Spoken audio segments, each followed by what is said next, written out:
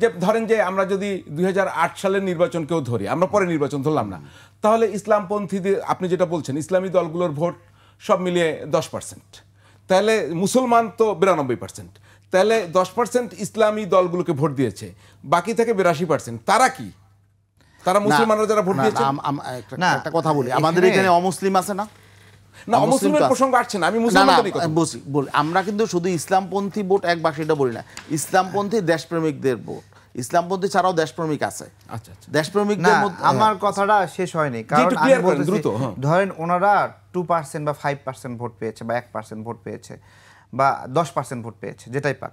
আমার প্রশ্ন হলো 10% নাগরিকের প্রতিনিধিত্ব করা একটা দল, বাংলাদেশের 90% মানুষ ইসলামপন্থী না, এইরকম তাদেরকে ভোট না দিলে ইসলামপন্থীতে থাকবে না, এটা তো একটা ভয়ঙ্কর অ্যালিগেশন। আমি তো মুসলমান থেকে খারিজ করি নাই, আমি তো মুসলমান থেকে খারিজ করি নাই।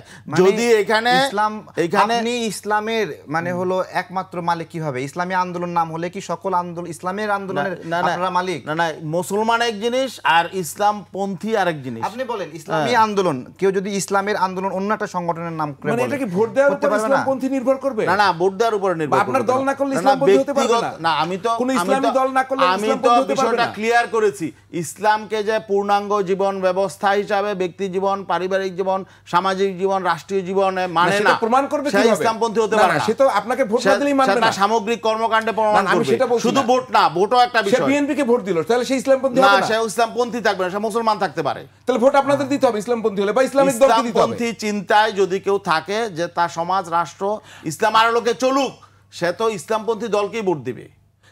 তাহলে বিএনপি কে যারা ভোট দেবে তারা ইসলামপন্থী না, আপনি ক্লিয়ার করে বলছেন?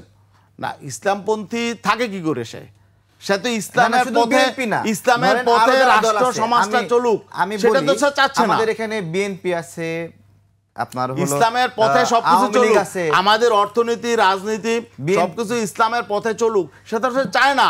সে নিজের থেকেই তো সেটা চায় না, অতএব তাকে আমি টেনে এখানে আনবো কেন?